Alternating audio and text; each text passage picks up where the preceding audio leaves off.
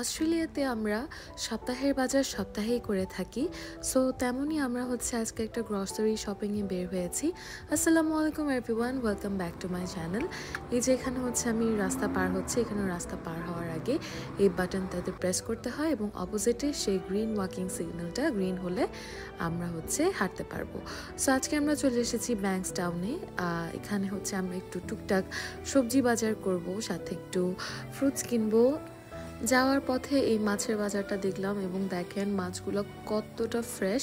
যদিও আজকে আমার মাছ কেনার কোনো প্ল্যান নেই, অ্যাজ আমাদের ফ্রিজ ভর্তি মাছ মাংস রয়েছে, বাট দেখলাম যে মাছগুলো খুবই ফ্রেশ। সো নেক্সট টাইম এখান থেকে এসে মাছগুলো কিনবো। সো ব্যাংকসটাউনে এসেছি এবং এই ব্যাংকসটাউন এরিয়াটা আমার খুবই পছন্দের।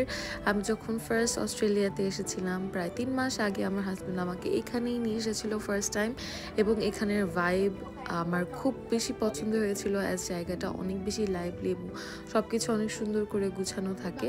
সো এই যে দেখেন বাংলাদেশের মতো ছোট্ট করে রাস্তার পাশে ওরা হচ্ছে সেল করছে ওদের বাসার টুকটাক জিনিস। আর আমরা আজকে এসেছি হচ্ছে টিকে প্লাজাতে। যখন থেকে এটার সন্ধান পেয়েছি তখন থেকে আমরা হচ্ছে এখানেই আসি সবসময়। এখানের পেঁপেগুলো খুবই মজা খেতে, এই পেঁপেগুলো থাই পেঁপে।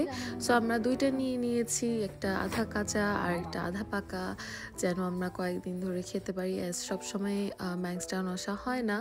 সো এখানে হচ্ছে আমরা অন্যান্য সবজি দেখছিলাম। দেখেন এখানে ছিম ঢেঁড়সগুলো কতটা ফ্রেশ।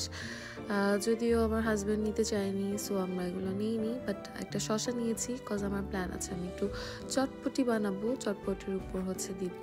এখানে ফ্রেশ ভেজিটেবলসের দাম অনেক বেশি, আই মিন এখানে বলতে অস্ট্রেলিয়াতে, বা ফ্রোজেন যদি আপনি ভেজিটেবলস নিতে চান সেগুলো অনেক রিজনেবলে পাওয়া যায়।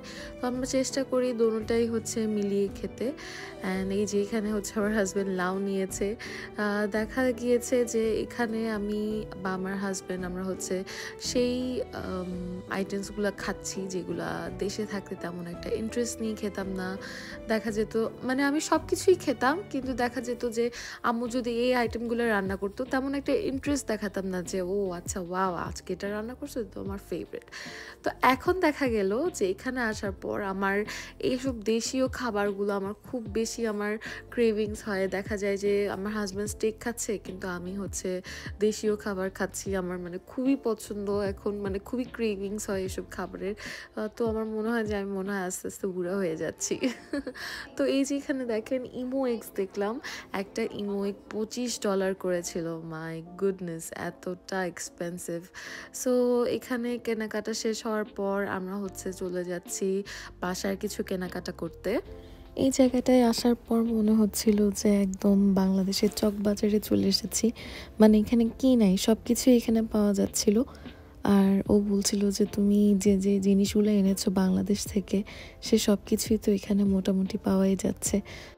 সো এই তো আমরা একটা বালতি এবং একটা হচ্ছে টয়লেট ক্লিনার নিয়েছি, এবং এগুলো নিয়েই আমরা আজকে আমাদের দিনটা শেষ করলাম। So that's it. অবশ্যই জানাবেন ব্লগটা কেমন হয়েছে। Thank you so much for watching. দেখা হবে অন্য আরেকটা ব্লগে। আল্লাহ হাফেজ।